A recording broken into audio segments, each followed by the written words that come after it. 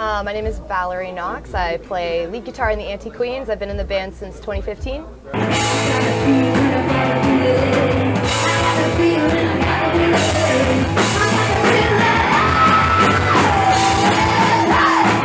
The style of the Anti-Queens, the influences, they span across a pretty large musical spectrum. There's a lot of punk rock, there's 90s alternative influences, there's 2000s pop punk. We're all emo kids at heart.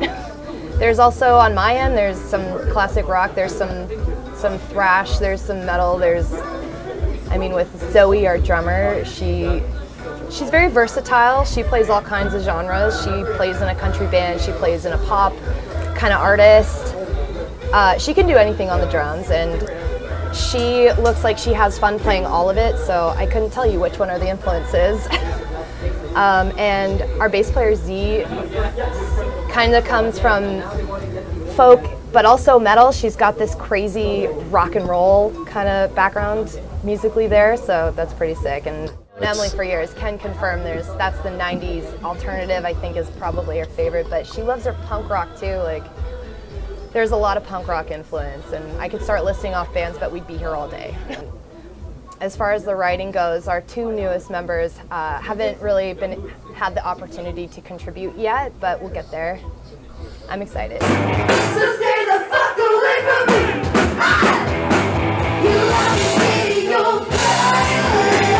Communication, being creative, finding ways to be creative. We waited a few weeks to see how it would play out after we had to cancel some shows when the pandemic started. We waited it out, and we didn't know what we were in for, obviously, no one did. And then once we realized that this was looking kind of long term, we decided, okay, let's write. So we all figured out how to write and record at home and work collectively online, and this album we're going to put out next year was written pretty much in isolation. We didn't rehearse any of it before we even got to pre-pro. So our first practice after the first lockdown was a pre-production after writing, I think we wrote like 40 songs over the 2 years. It was wild.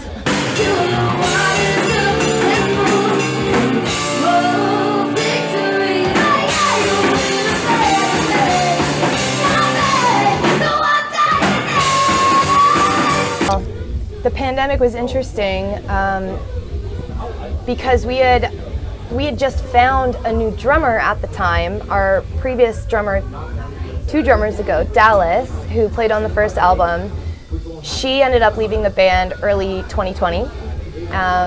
Played her last show with us, I think, in 2020. And we got a new drummer who happened to live in Montreal just through mutual friends. We met her and she was great, Sam Landa. And so it's funny, before the pandemic, we went from practicing weekly to having our drummer quit, getting a Montreal drummer to not practicing at all, and then we couldn't even leave our houses for like 4 months, so.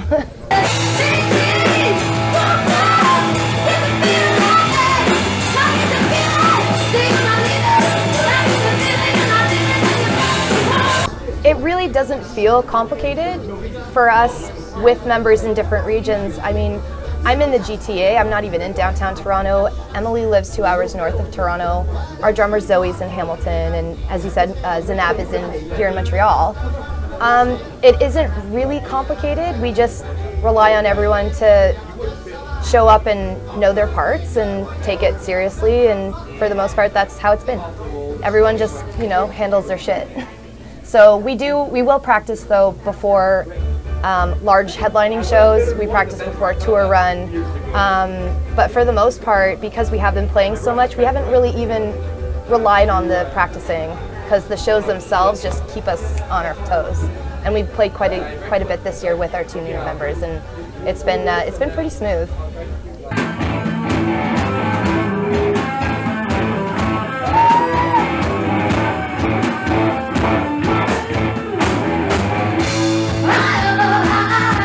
I did, but it's been difficult with getting this album finished because, we've been working on it for literal years at this point. It is mostly recorded. We've started recording, and then we went into another lockdown, and that set everything back, and then we're in lockdown, so we go back into creative mode, and we started we continued to work on the songs, and there was some studio time finally in the new year, and we got most of it recorded when we could, basically. We're relying on everybody's schedules. Everyone's bouncing back. Everyone's trying to find some type of normal after that lockdown last winter. And so it was really hard to schedule because we're all going back to work. We're trying to catch up on finances and debts, and so it was like finding the time was difficult, but we made it work. It's great.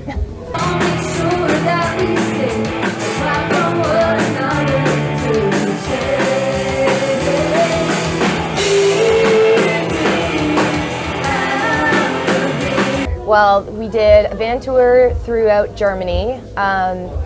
Booking the tour, working with our European agent over there, we were finding it difficult because every band on the planet wants to tour right now. So we were only able to get 9 dates in, and we were so glad to have just those. And we got a few festivals in there. It was awesome. It was beautiful.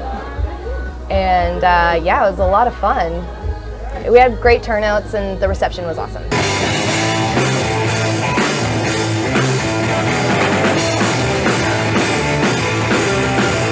The things I noticed the most was the time of shows.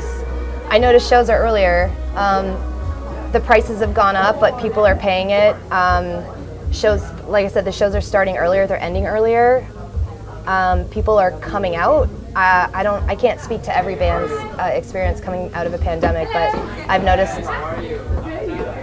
that a lot of our shows have been pretty well attended, and it's nice to see. And shows I go to as well, like, people are coming out, they want live music back, and it's nice to see.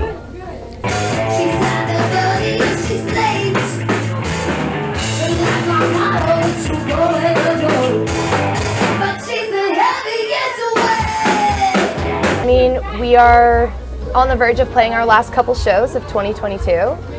We're finishing it off with a headlining show in Toronto at the Alma Combo on December 3rd.